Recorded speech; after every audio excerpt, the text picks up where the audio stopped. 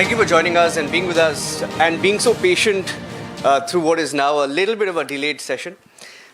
We speak to most of you on a daily basis on television, Lieutenant General Raj Shukla and Ambassador Veena Sikri, Ambassador Meera Shankar, but it's good to have all of you on stage. And I'd like to start with talking about Neighborhood Watch. General Shukla, I'd like to start with you. And we heard from the generals this, all of this morning and this afternoon. Given the evolving threats from both Western, Northern, now also Eastern borders, how does theaterization enhance India's ability to manage a multi-front scenario? And how does it change how we view deterrence in the subcontinent, sir?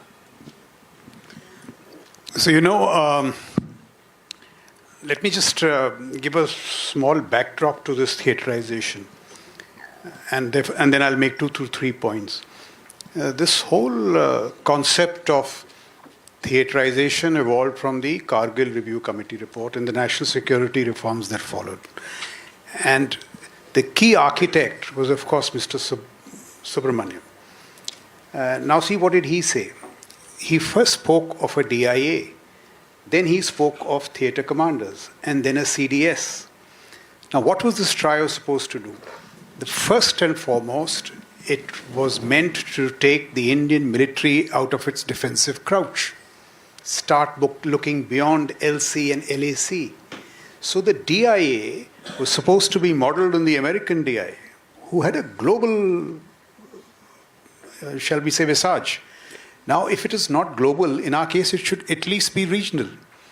And the three were to be meant to be executed together. So the DIA refashions how you look at intelligence from the military lens. The theatre commanders, theaterization is not merely about air power. Air power is a speck in this whole larger debate. The theatre commander, say the Western theatre commander, would have a quasi-diplomatic visage. He would look at Pakistan, Afghanistan, possibly West Asia, and see how those realities are now coming together. Because it is just not Pakistan, it is just the Western horizons. Yes. Eastern theatre commander would look at the chaos in Myanmar and Bangladesh, and in concert with DIA, not wait and watch, but shape it. The maritime theatre commander would connect with the IPACOM. And the CDS, of course, was meant to operate in the strategic military domain with a far larger, shall we say, responsibility in diplomacy, not merely force. He's not merely the wielder of force, but diplomacy. Now, since, as usual, we made a hash out of it, we first get the DIA, then restrict the DIA's role to the LC.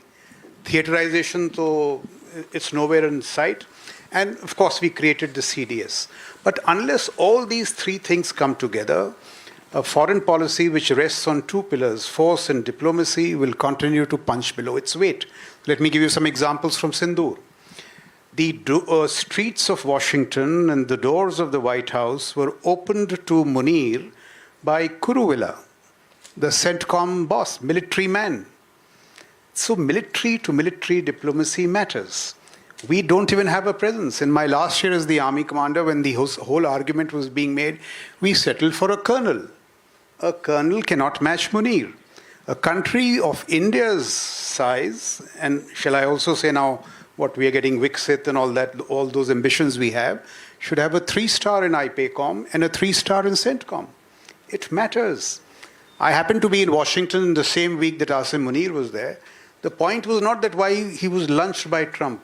He was the toast of all Washington think tanks. Our military diplomacy has regressed. Yeah. So the point is this, that, we ideate and then we fall back on all these issues. So theaterization has to be seen in that. Let me make just one more point. Sure. So this is how we have regressed. How has the world moved? Look at Ukraine. Mm-hmm. World War II, you hear of Montgomery, Patton. 71, you hear of Manekshaw. 65, Arbaksh. Who are the generals in Ukraine? Elon Musk, Alex Karp, Palmer Luckey. That is the reality. If you see what has happened, look at our whole Sindoor. BVR combat seem to have stalemated. The two air forces are not able to close in. The only way, in my view, you can break out of this stalemate is, one is, of course, through stealth and air power, The other is in things like dronery.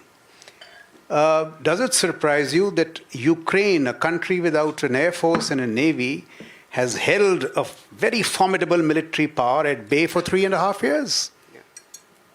There is, of course, the other model, the Israeli air power model, but then they get everything from the Americans. We do not get such stuff from the Americans. So the only way to break out of this stalemate is to invest in what I call fusion, not mere integration, but fusion, and in, say, dronery. So I'll just give you an example. Since there's no time, dronery has developed as a new aerial flank. This year, the Ukrainians are buying 8 million drones, more than the artillery fired last year. So I was here in the first session and I listened very carefully. The narrative was that we've done very well in Sindoor, तो सब ठीक है, थोड़ा और करना है. I'm saying we did well in Sindoor, but we have to transform. We have to disrupt. It cannot be tinkering. Correct. It has to be, and so one last point I want to make. Please go ahead. So, in Ukraine, the reality is that artillery is challenged. The tanks don't move. I'm quoting to you Dave Petraeus, who says, pehle all-arm maneuver was artillery, infantry, engineers. He says now it is 3 Russians moving in a golf cart because the tank gets hit, with 2 surveillance drones protecting him, and those 2 surveillance drones are linked to 3 strike drones. Yeah. So it is surveillance drones, strike drones. It is developed as a new aerial flank. You have to admit that. So if BVR combat has stalemated, should the army pitch for a new aerial flank in the forms of drones? Now I know a lot of good stuff is happening, but not in that degree. So what has really happened in Ukraine is that the warfighter, the technologist, the entrepreneur have come together. So it is not theaterization. You've got to go all the way there. Yeah. And the theater of war and the marketplace have come together. And just one last point. Of course, the Chinese lead in this. The Americans have conceded. Det 201 is what? The order which Hegseth and Trump signed a month back. Yes. When the American military said that we cannot share data with civilians, with technologists, they said, all right, get them in as lieutenant colonels and colonels. They come as lieutenant colonels, the CTO of Palantir, this, that, and the other. And now you're sharing data. They have access to your ops rooms, all this stuff. Now, this is the wrong season to, speak of excess confidentiality with Ashley Tellis and all. But Eric Skimmett has got security clearances equal to the Chairman Joint Chiefs. Now, I'm saying India has to decide. One argument is that we have regressed from the days of Kargil Review Committee in terms of integration. We have not progressed. We have regressed. And look where the world has moved, in Ukraine. Now, between these 2 metrics, see where you are honestly. In my view, we are not budging. And we could pay fatal consequences. The consequences could be fatal. So we have to honestly see where we are in terms of what we ourselves articulated in terms of Kargil Review Committee and where the world has gone. So I think we really need not to tinker, but to transform. The point that General Bakshi was making, you have to disrupt. How do you disrupt? By creating combat overmatch with Pakistan. One part is defense budgets, inventories. All the rest is all these structural, cultural corrections, which you don't do. Jointmanship, all this stuff. This is budget agnostic. It is just thinking. And with China, it has to be technological innovation, what I call asymmetric deterrence. So the sum and substance of my argument, it is just not theaterization. Is it, do we wish to transform across domains? If we are going to become this military of the kind the Prime Minister envisages, Sudarshan Chakra, then we need to transform beyond measure. What we have done is mere tinkering. Great point. I'll take that forward, but Rakshita, to you. Yes, I think I'll just take it to Ambassador Veena Sikri. I think General Shukla was somewhere trying to, put the context of how military diplomacy also plays an important role here. And clearly, he feels that we have regressed. We have not made any progress. In your understanding and your experience in the world of diplomacy, ma'am, and what you've been observing that has been going the past decade, with the changing times, you feel that there has to be more stepping up, or you feel that there have been efforts in that area when it comes to marrying military and diplomacy? Well, I think let us first recognize that military and diplomacy are 2 sides of the same coin. This is absolutely important to recognize. We must not see them as separate. If we do see them as separate, that's the start of the problem. But if we see them as two sides of the same coin, then we know that both sides have to be equally developed. There cannot be an unequal development. You cannot think you're diplomatically prepared, but then your military is weak, is a disaster. But if you're militarily over-prepared, but your diplomacy is weak, that's an equal disaster. So I think that I would like to, in this context, because of the neighborhood, draw inspiration from our neighborhood first foreign policy. And I think that the neighborhood first foreign policy put this in context. We realized that South Asia is the least integrated part of the world. You know, we have in South Asia, our intra-South Asian trade is just about 5 to 7%. Whereas in groupings like ASEAN, it is 25%, the intra-ASEAN trade. And in groupings like the European Union, it is 45%. So you see, the question of trade and development, this builds your interdependencies. So if you have to be militarily prepared, but preparing for peace means that you have to have the interdependencies worked out. There has to be a commitment among the people of the neighboring countries, commitment to each other because of shared prosperity. And that is why I think one of the most important aspects that we took up in our neighborhood first foreign policy was connectivity, because there was very poor connectivity between the countries of South Asia. Roads, railway, sea lanes of communication, of course air travel was there, but other than that, railways, absolutely nothing. So it took, for example, for a product to reach from Delhi to Dhaka could take up to a week or 10 days. There was no containerization, there was no railway travel. So building the infrastructure of trade, the infrastructure of connectivity, which moves people also, brings you the commitment to come to each other's country instead of going far away. And also we realized that borders cannot be only militarized. Borders are vital for security, but if borders are only militarized with no people-to-people connectivity, it's a recipe for disaster.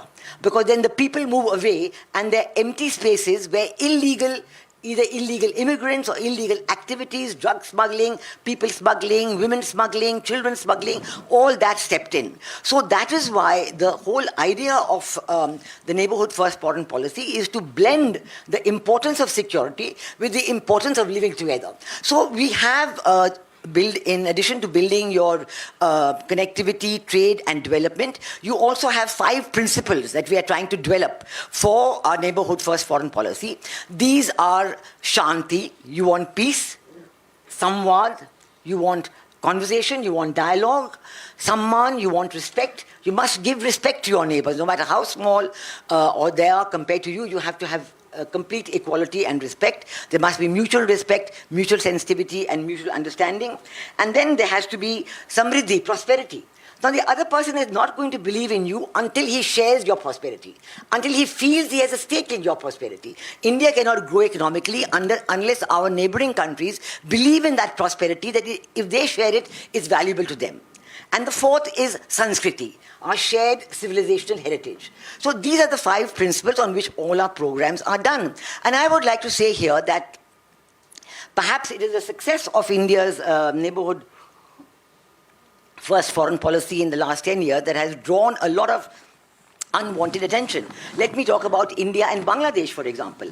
I think this was perhaps, a copybook example, a successful neighborhood first foreign policy, a successful relationship built between India and Bangladesh for 2 reasons. First, the most important factor that under Sheikh Hasina, she recognized our security considerations. Now, this is where I come again to diplomacy and military interest being 2 sides of the same coin. Before her, I was there as High Commissioner when Khalida Zia was the Prime Minister, and she refused to recognize our security considerations. So whether it was the question of Northeast Indian insurgent groups, giving them support, giving them shelter, giving them training camps, it was very difficult. But once you had 15 years of Sheikh Hasina when she said, your security concerns are mine, I don't want illegal insurgent groups here. For 15 years, there was no war, no illegal insurgent groups in the Northeast, complete peace, complete development. So we saw this, and side by side, Bangladesh got 6.5% annual rate of growth every year because of trade, because of connectivity, because of cooperation, because of their access to the northeast, and so on. But the moment this I would say this compact, excellent compact combination of diplomacy and security was broken, as happened last year when there was a regime change operation. No students revolt here. It was a clear and simple regime change operation. No spontaneity, no students involved. We've seen how we are going back to what it was when Pakistan was very active in Bangladesh under Khaleda Zia. So we see that unless you can build up and sustain your trade and development, your security interests are very seriously affected. And we're seeing this all over South Asia, right from 2022. In 2022, it was Pakistan and Sri Lanka. In 2024, it was Bangladesh. In 2025, it is Nepal. And in each case, it is a very deliberate regime change operation. But we've seen that in some cases, like Sri Lanka, the Gen Z came on the streets, but then went back to constitutionality. They went back to their parliament, they went back to electing a new president, and now they have a new government and doing very well. And we saw yesterday when Prime Minister Harini Anasuya, she's still here, she actually thanked India's neighborhood first foreign policy and says it is a great positive influence in the neighborhood. And she thanked us for all the help that we have given to the Sri Lankan government when they were in their dire economic straits. Similarly, we saw in Nepal that although again so-called spontaneity and Gen Z, but when President Ramchandra Podial and the Chief of Army Staff got together, they put an end to that and saying we're going to take firm action, and it's gone back to having a constitutional election. So I think that these are very, very important aspects of the same side, and the military, the defense forces, and the border guarding forces, and the developmental forces of government have to work as a whole of government. You know, there's been reference to this even earlier, but I think it's very important. And working in silos does not help at all, because at the border, everything comes together. Yeah. Every aspect of government and trade and defense all come together, and they have to be very carefully in tandem if we are to achieve our objectives and have a well-guarded frontier, but a safe frontier where people will want to cross over in friendship and live with each other in prosperity. Thank you, ma'am. Thank you for that opening statement. I want to take that forward with Ambassador Meera Shankar as well. Ambassador Sikri spoke about, I mean, both of you have served in Bangladesh, and looking at the immediate neighborhood, if I were to talk about the extended arc of interest, and the reason why I say that is you look at the situation in Bangladesh, situation in Nepal now, situation in Pakistan, situation in Sri Lanka. Ambassador, how would you define India's extended neighborhood? Should it extend from the Gulf to the Indo-Pacific? What are the strategic priorities within that arc, in your view, ma'am? I would define India's strategic neighborhood as extending from the Horn of Africa right to the Indo-Pacific. Because whatever happens in these regions directly impacts India. You know, India is Janus-faced. We look westward to the Gulf, and we look eastward to the fast developing economies of East Asia. So we have this dual-faced or dual geographical interest in both these regions. And we have to plan accordingly. Now, our our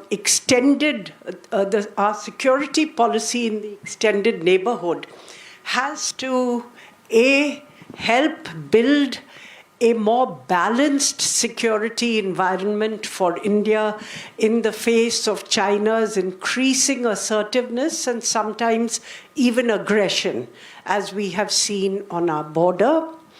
The second would be to look at building India's own defense and technical capabilities and how we can build partnerships with countries in this region to enhance that.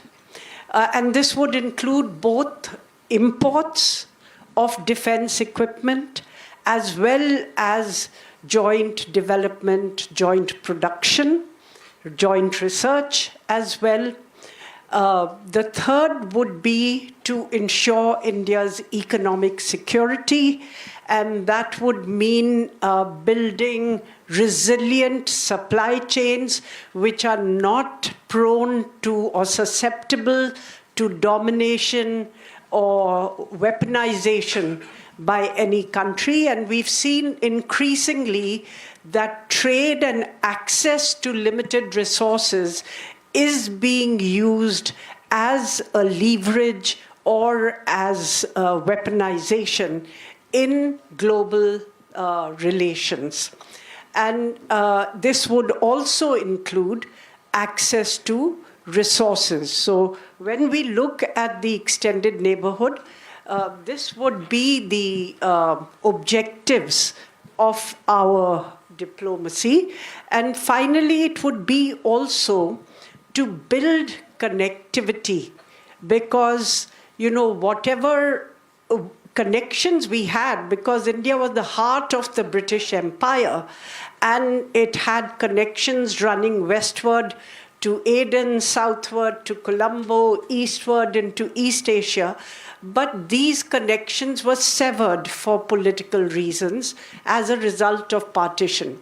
Now, for India, it's important to rebuild. How do we rebuild these connections? Yes, sea links remain. They were not severed. But land connectivity to East Asia certainly got impacted. Now, you look at what India has been doing in terms of pursuing its policies. There are certain pillars, both bilaterally as well as multilateral groupings, which India has joined to help achieve these objectives. Multilaterally, we joined the Quad and in the Indo-Pacific, and in the West, we joined the I2U2, the India, Israel, US, UAE grouping, which was intended to enhance security and peace in that region. The Quad didn't take on a specific military role because of India's hesitations, since we have China right on our border.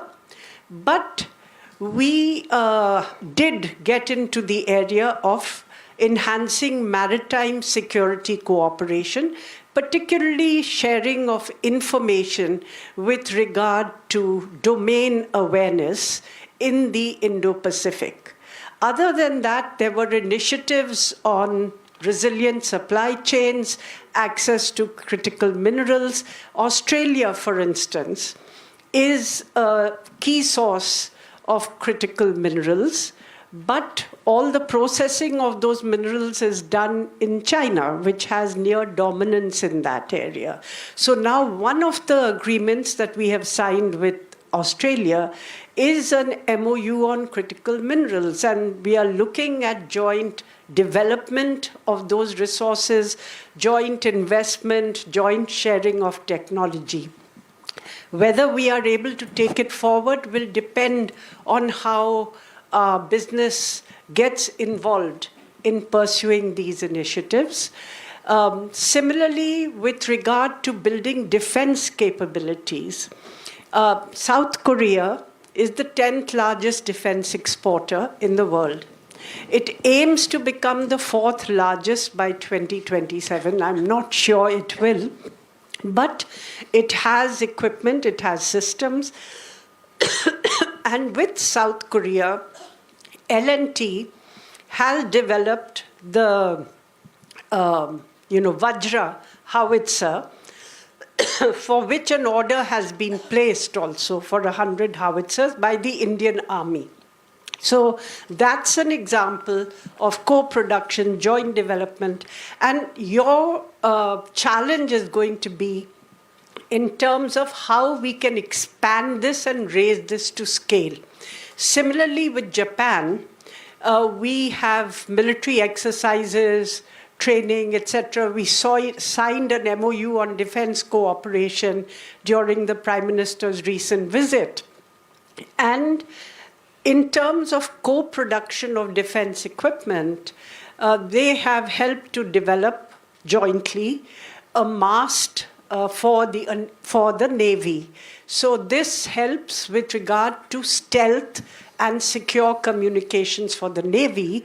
We are now exploring the possibility of orders and large-scale manufacturing of it for the Indian Navy. With South Korea, we also have an MOU on shipbuilding and are exploring the possibility of joint research or development of diesel-powered submarines, mine-sweeping ships, and so on. So there is a whole range of areas where the technically advanced economies of Japan, South Korea, could be very helpful and also enhance India's strategic autonomy, because you're constrained at the moment by having few sources of defense equipment. You have Russia, you have the US, you have Israel, you have France.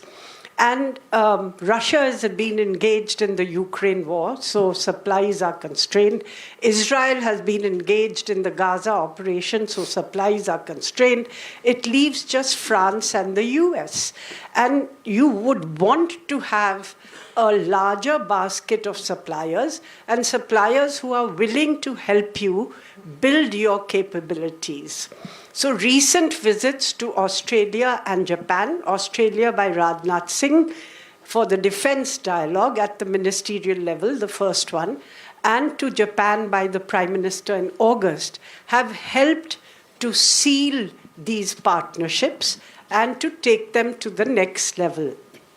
In Japan, Japan has committed $67 billion of investment in India over the next decade. That is one major outcome of the visit. It has also signed, MOUs on economic security, including working together for ensuring resilient supply chains and access to critical minerals. And the areas identified are semiconductors, pharma, artificial intelligence, and so on. So these are all critical areas. This is how, on the West, Israel is a key defense supplier, particularly for surveillance equipment on the border. And we've used mainly Israeli equipment on our borders. Secondly, we are also working with Israel on drones, unmanned weapon systems, artificial intelligence, and cyber security. In the May 25 cross-border, conflict, we used Israeli drones and missiles. The Barak-8 missile and the Harop kamikaze drone were part of the systems that we had deployed. So this is how you have to look at your security in a much wider arc. The immediate neighborhood is important, but you cannot allow yourself to be hemmed in by the immediate neighborhood and have to break into a much larger arc to be able to even balance the neighborhood and build your own, or achieve your own objectives to enhance your security.